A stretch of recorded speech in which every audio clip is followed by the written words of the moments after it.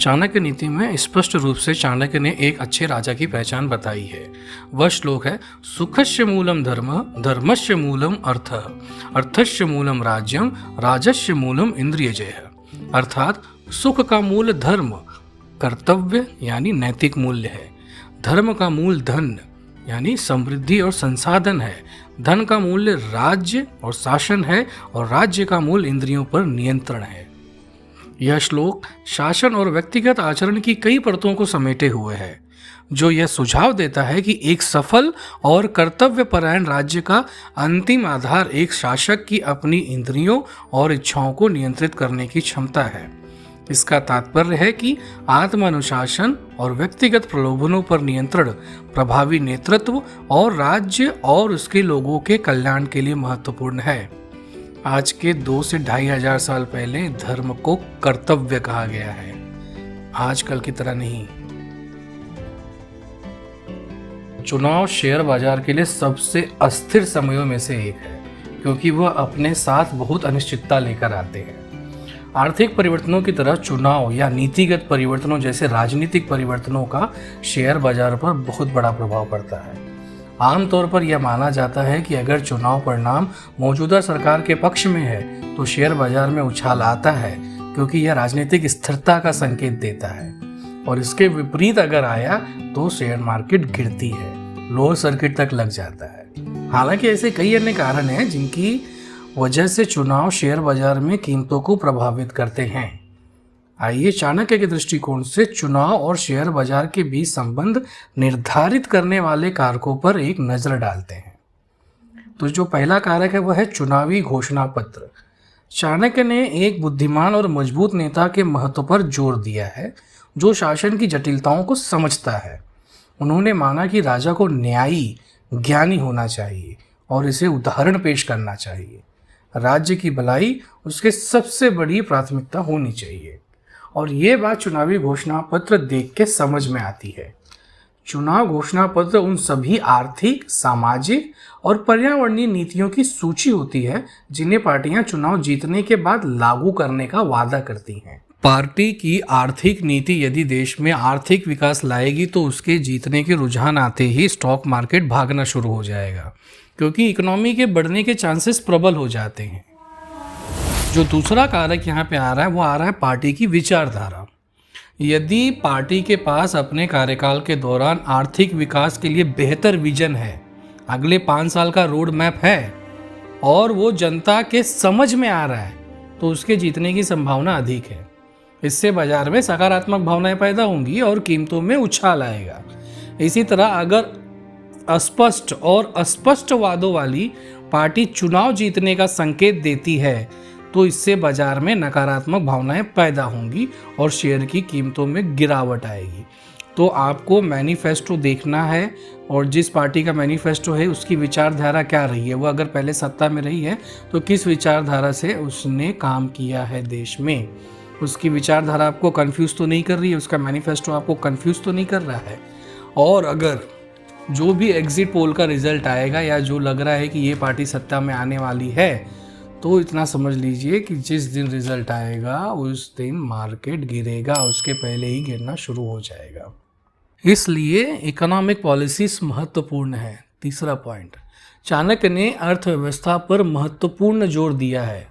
कृषि, व्यापार, infrastructure, finance यानी कि वाणिज्य में देश की भूमिका की वकालत की ताकि समृद्धि सुनिश्चित की जा सके।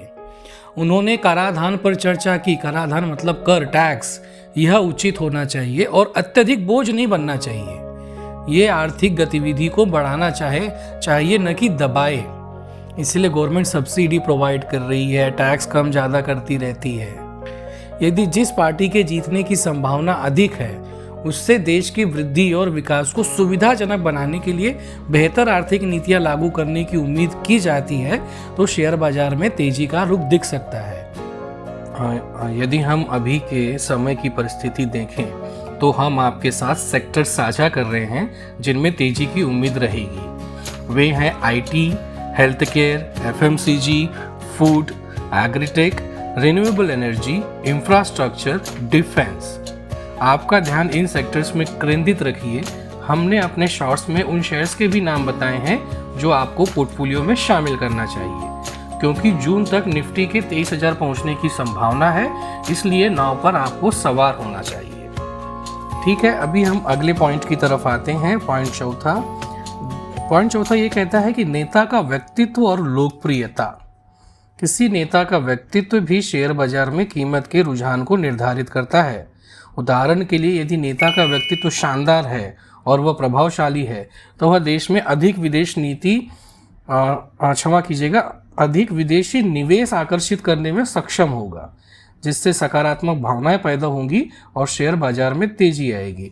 फिलहाल ये चीज़ तो दिखती है कि करंट गवर्नमेंट के जो प्रधानमंत्री हैं श्री नरेंद्र मोदी, उनकी व्यक्तित्व और उनकी लोकप्रियता काफ़ी अच्छी है। तो अगर यह सरकार आती है तो शेयर बाजार ऊपर जाएगा ही जाएगा। अभी हम एफडीआई के बारे में अगर बात करें तो वित्त वर्ष 2014-15 में भारत में एफडीआई प्रवाह मात्र 45.15 बिलियन डॉलर था, जो 2016-17 में बढ़कर 60.22 बिलियन डॉलर हो गया, और वित्त वर्ष 2021-22 के दौरान यह अब तक का सबसे अधिक वार्षिक एफडीआई प्रवाह 83.57 बिलियन डॉलर हो गया। वित्त वर्ष 2023-24 में देश में कुल एफडीआई प्रवाह 17.96 बिलियन डॉलर और कुल इक्विटी प्रवाह 11.54 बिलियन डॉलर है। अभी फाइनल इसका ये फिगर आना बाकी है। ये एक अच्छा संकेत है कि एटलीस्ट हमारी इकोनॉमी सही दिशा में चल रही है। लोगों में अभी भी बाहर के इन्वेस्टर्स को इंडिया में इंटरेस्ट है, बिकॉज इंडिया अभी तक अंडर वैल्यूड लग रहा है, उनको ओवर वैल्यूड नहीं हुआ है। प्रोवाइडेड कुछ चीज़ें ऐसी हैं जो ध्यान देने योग्य हैं। पहला, इन्फ्लेशन, जॉब और देश के ऊपर कर्जा। ये 3 बड़े कंसर्न हैं जिसे सरकार कैसे निपटेगी, ये उनके इलेक्शन मैनिफेस्टो और जो रोड मैप है उसमें यदि पॉजिटिव दिखता है तो अगले 5 साल भी स्टॉक मार्केट अच्छी रहेगी। 2014 में हर भारतीय पर कर्ज 43,124 रुपये था, जो 10 साल में बढ़कर 1,09,373 रुपये हो गया है, मतलब 2.53% बढ़ा है। क्या आपकी कमाई उतनी बढ़ी है? परंतु जो गवर्नमेंट की प्लानिंग रही है पिछले 10 वर्षों में और वो सही से चल गई तो अगले 5 वर्षों में इसमें आपको भारी गिरावट देखने मिलेगी। आपके प्रश्नों का कमेंट सेक्शन में स्वागत है, ठीक है, लेकिन आप प्रश्न पूछिए, आपको कमेंट सेक्शन में उसका उत्तर पूर्णपण दिया जाएगा, जिससे आपको काफ़ी चीज़ें समझने में आसानी होगी और बाकी लोगों को भी समझ में आएगी। धन्यवाद।